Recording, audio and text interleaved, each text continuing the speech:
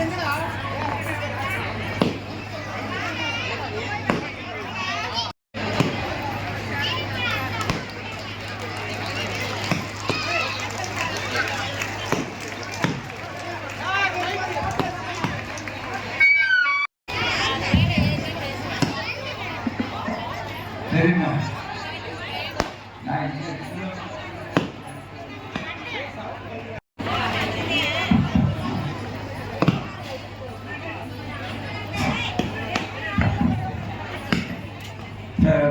பெருமதிக்குரிய நம்முடைய மாலைப்பட்டியை சார்ந்த அருமை பெரியவர்களே, எங்களை பெற்றெடுத்த அந்த தாய்மார்களே, சகோதர சகோதரிகளே,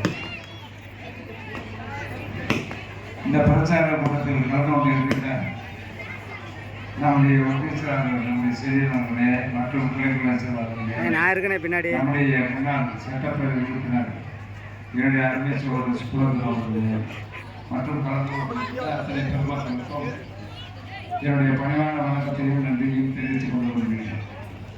குறிப்பாக மாலைப்பட்டி நம்ம காலத்துக்கு முன்னாடி நான் வீடுகளா வந்து போயிருக்கேன். முதல்ல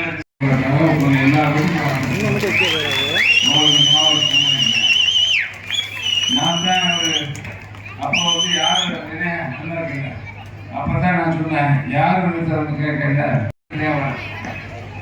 மழை பெஞ்சாலும் புயல் அடித்தாலும் கட்சியிலிருந்து நிலமாறாமல் இன்று வரை இந்த இயக்கத்தில் தொடர்ந்து பதவி கிடைத்த அன்பான ஆதரவால் இன்றும் இருந்து கொண்டிருக்கிறார். நிச்சயமாக அவர் நீங்கள்லாம் வந்து உண்மையிலே உங்கள் மீது எனக்கு மற்றற்ற மகிழ்ச்சி உண்டு. நான் பல அவங்க மாநகராட்சிக்கு ஒரு போனமுக்கு வச்சு போயிட்டாங்க, ஒன்றும் செய்ய மாட்டாங்க. இப்போ நம்முடைய தளபதி சார்ந்த அரசு நம்ம மாவட்டத்துக்கு திண்டுக்கல் காந்தி ஆட்சி வந்தவுடனே நான் 1 கோடி லிட்டரு ஒவ்வொரு நாளும் 1 கோடி லிட்டரு நமக்கு வருவதற்காக ஒரு திட்டம் வந்து அந்த பணி இப்போ முடிஞ்சிருச்சு. இன்னும் 2 மாசத்துல உங்கள் இல்லங்களில் வந்து சேரப்போகிறது தளபதி ஸ்டாலினுடைய காவிரி குடிநீர் திட்டம். அதுக்கு பேரே அவருக்கு கண்டிப்பா முதலமைச்சர் வர்றாரு. அவரை நானே அழைச்சிட்டு வந்து இந்த பகுதியில் ஒரு கிராமத்தில் வந்து அந்த தண்ணீர் திட்டத்தை திறந்து வைக்க வேண்டும் என்று நான் வேண்டுகோள் விட்டு கண்டிப்பாக கூட்டு வருவேன். கண்டிப்பாக மாலைப்பட்டிக்கே நான் கூட்டு வரேன். முதலமைச்சர் எழுதி வச்சுக்கோங்க.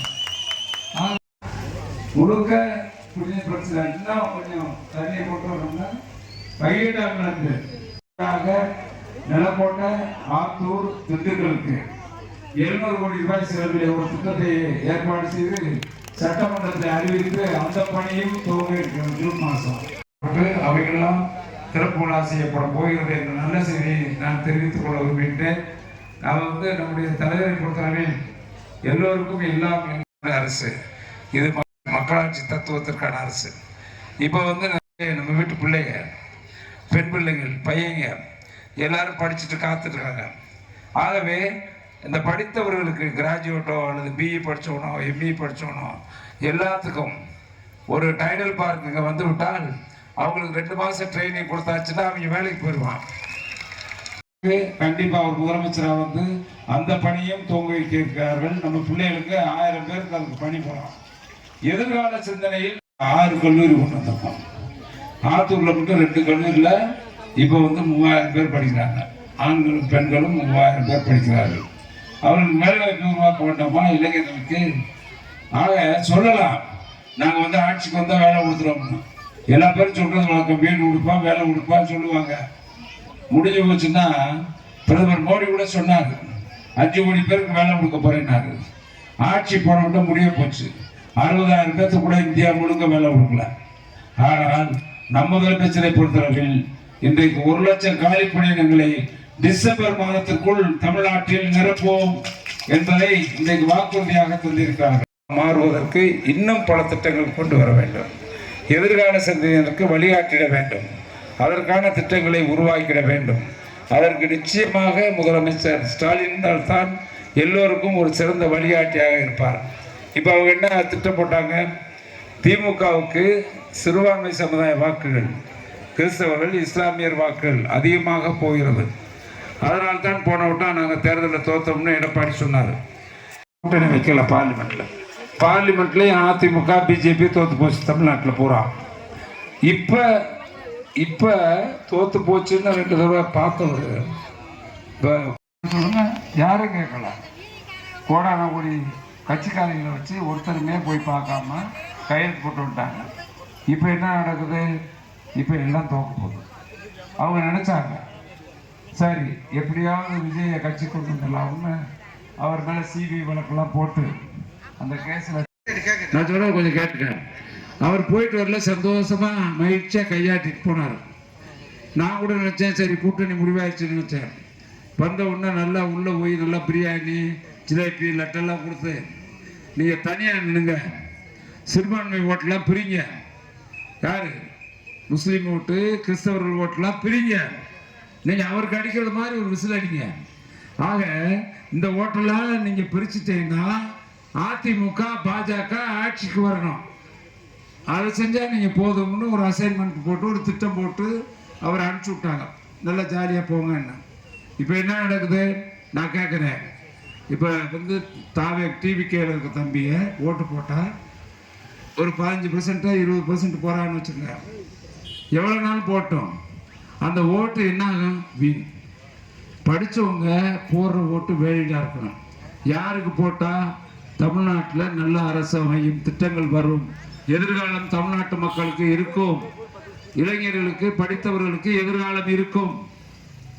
சொல்லுங்க, நீங்க வந்து உங்களுக்கு 15-20 வாங்கி ஆட்சி அமைக்க முடியுமா? ஒரு சீட்டு வருமா? ஓட்டு வந்து வாக்க வீணாக்க கூடாது. நீங்க போடுற ஓட்டு வெற்றி பெறணும்னு போடணும், எந்த ஆட்சி வரணும்னு போடணும். நீங்க வந்து ஏதோ நம்ம வந்து அடுத்தது நாங்கள் எவ்வளோ ஓட்டு வருதுன்னு பார்ப்போம், அப்புறம் அடுத்த தேர்தல் பார்க்கலாம் அப்படின்னா அடுத்த தேர்தல் பார்க்கறது கட்சி இருந்தால் தானே அடுத்த தேர்தல் பார்க்க முடியும். நல்லா யோசிச்சு பார்க்கணும். அடுத்த தேர்தலுக்கு எப்படி வரும்? எங்கேயுமே இன்னைக்கு பிரச்சாரத்துக்கே போல. நான் என்ன குறைச்சி சொல்ல அவரை அதாவது வந்து பல பேர் பின்னாடி இருந்து இயக்குறாங்க. அவங்க கொள்கை வேற, இயக்குறவர்களுடைய கொள்கை வேற, நல்லவர்கள் இயக்கவில்லை. ஆக அந்த அவங்க வந்து பிஜேபிக்கும் ஏடிஎம்கேக்கும் உதவி செய்யறதுக்கு தான் அவர் தனிச்சு போட்டி வர்றார். அதை மனதில் வைத்துக் கொள்ள வேண்டும். கண்டிப்பாக அவர்கள் ஆட்சிக்கு வர முடியாது, அதிமுகவும் ஆட்சிக்கு வர முடியாது. அவர்கள் கனவு நனவாது, இது பகல் கனவு. நிச்சயமா ஸ்டாலின் 234 இடத்துல 200 இடத்துல வெற்றி பெறுவார். அதை யாரும் தடுக்க முடியாது. நம்ம வந்து தம்பி டிவிகேல இருக்க தம்பிக்கு பூரா வேலை விட போகிறது நான் தான். இன்னும் 2 மாதம் கழிச்சு வந்தாங்கன்னா எல்லாத்துக்கும் வேலை கொடுப்பேன். நீங்கள் கோச்சிக்கிற கூடாது. அவர் டிவிகேல இருந்தாலும் ஒரு அமர்த்தம் மாதிரி நான் சொல்லக்கூடாது. வந்தால் நான் வேலை போட்டு கொடுப்பேன். நம்ம இல்லையா, நம்ம பிள்ளை இல்லை, எல்லாருக்கும் எல்லாம் நம்ம தமிழன், நம்ம ஊருக்காரன், நம்ம சொந்தக்காரன், நமக்கு வேண்டிய எல்லாத்துக்கும் உதவி செய்யணும். கட்சிக்காரனுக்கு செய்யணும், மற்றவங்களுக்கு செய்யணும். அதான் ஜாதி மத வேறுபாடின்றி எல்லோருக்கும் உதவிட வேண்டும். அதுதான் எல்லோருக்கும் எல்லாம் என்ற தத்துவம். அதுதான் திராவிட மாடல் ஆட்சி. அந்த திராவிட மாடல் ஆட்சியுடைய நாயகர் தளபதி மு.க. ஸ்டாலின் அவர்கள் முதலமைச்சராக வருவதற்கு நீங்கள் எல்லாம் ஆதரவு தர வேண்டும். கொஞ்ச நேரம் இருக்கு. ஜூன் மாதம் எல்லா வேலை வாய்ப்பு வரும், வேலை போட்டு தருவோம். டிவிகே குடும்பத்திலேயே வேலை போட்டு கொடுப்போம். எந்த கட்சிக்கு அதிமுக இருந்தாலும் வேலை போட்டு கொடுப்போம். யார் வேண்டாலும் வரலாம். நாங்கள் வந்து யாரையும் வேணும்னு வரவிட வேணும்னு சொல்ல மாட்டோம், தடுக்க மாட்டோம். எந்த காரணத்தை கொண்டு நாங்கள் அடையாளம் சொல்ல மாட்டோம். அதுக்காக நம்ம கட்சிக்காரனுக்கு செய்யாமல் விட்டுரும். தயவுசெய்து எதுவும் கோச்சுக்கிறாங்க. உங்களுக்கும் செய்வான். இதை பிரித்து பார்க்க மாட்டான். எல்லாருக்கும் எல்லாம் என்ற தத்துவம். அதுதான் திராவிட மாடல் ஆட்சி. அந்த ஆட்சி தமிழ்நாட்டில் ஒரு ஏற்றத்தாழ்வற்ற சமுதாயம் உருவாக வேண்டும் என்று சோசியலிச சமுதாயம்னு காங்கிரஸ் ஒரு காலத்தில் சொல்லிச்சு. ஆனால் அவங்க சொன்னாங்க. ஆனால் இன்னும் அந்த ஏற்றத்தாழ்வு மக்கள் ஜாதி இருக்கு, மதம் இருக்கு, எல்லாமே மாறாமல் இருக்கு. ஏற்றத்தாழ்வு இருக்கு, இல்லைன்னு நான் மறுக்கலை. அந்த ஏற்றத்தாழ்வற்ற ஜாதி மத வேறுபாடுகளை சுத்தமாக ஒழிச்சிடணும். நம்ம எல்லாரும் சொந்தம், எல்லாரும் ஒன்று, நம்ம அண்ணன் தம்பி எல்லாம் ஒன்று. நம்மளுக்குள் எந்த ஏற்றமும் இருக்கக்கூடாது, தாழ்வு இருக்கக்கூடாது. நம்ம சமம் என்கிற நிலையில் வாழ வேண்டும். அதைத்தான் படிச்சிருக்கோம். சுப்ரத்திரம் நானும் கல்லூரியில்